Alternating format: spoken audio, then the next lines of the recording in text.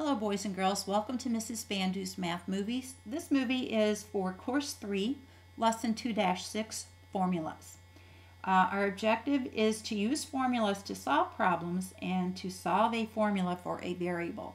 So this is traditional, we use them to solve problems. The part that the little new spin that we'll see here is solving a formula for a variable.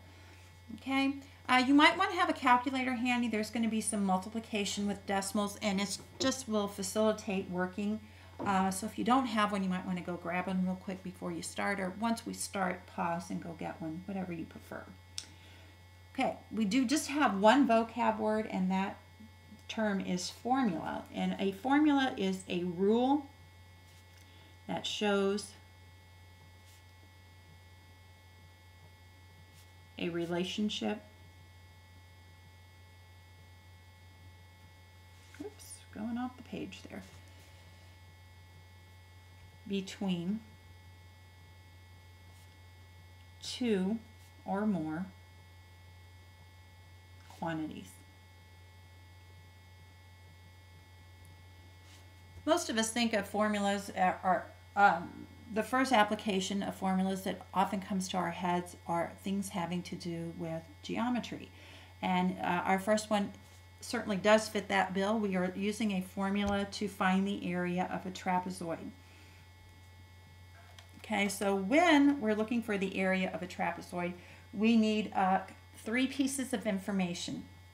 We need the height and the length of each of its two bases, or those are the pieces of the formula. So the area of a trapezoid, notice here we do actually have a capital A for area, is equal to 1/2 times the height times the sum of base 1 and base 2.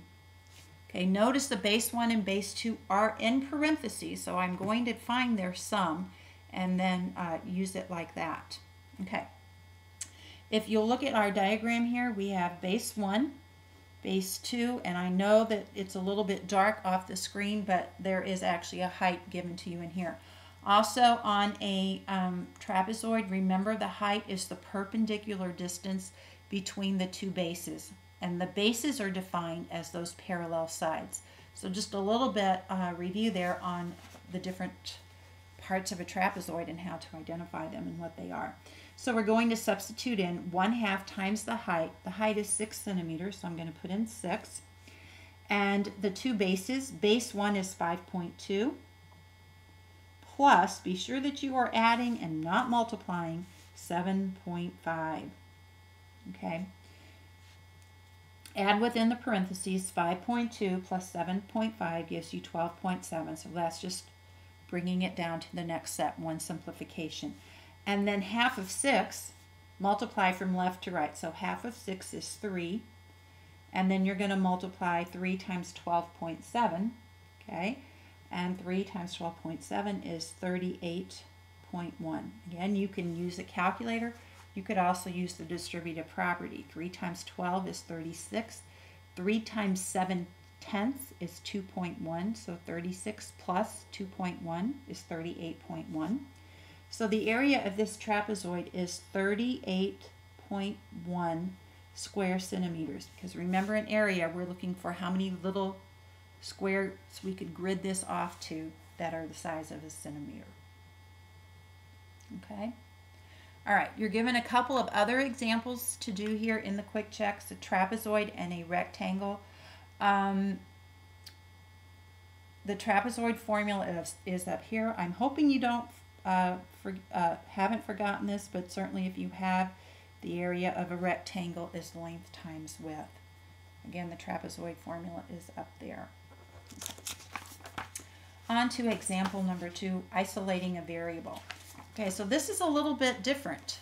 This is taking everything we know and finding something that we don't. Okay, so write a formula for finding the length of each non-parallel side S of an isosceles trapezoid given the perimeter and the length of the bases. Begin with the perimeter formula. Perimeter is 2 times the side plus base 1 plus base 2. Okay, so here again, it's given us our formula that we want to use here.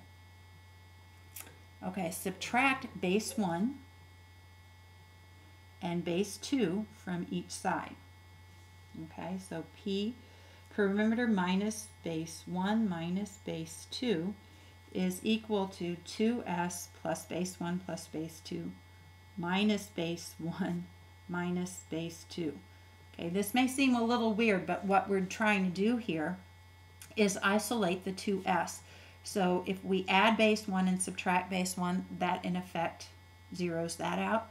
The same with base 2, gets zeroed out and reappears on the other side, because our first step is we have to add or subtract the same amount from each side. Oh, and I'm not sure why I put that 2 up there. That's wrong. It should be down here. It's not squared. It's base sub 2.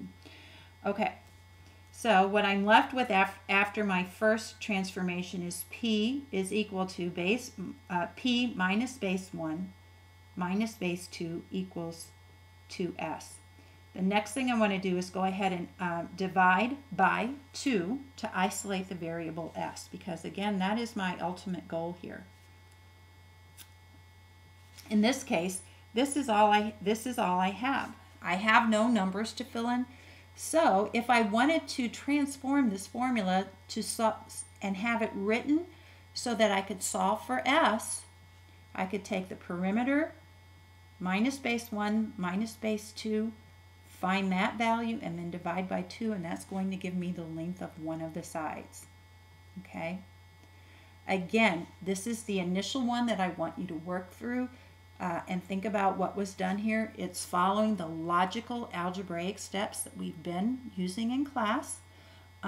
Give number 2 a try, and certainly this is going to be something we do talk about in class.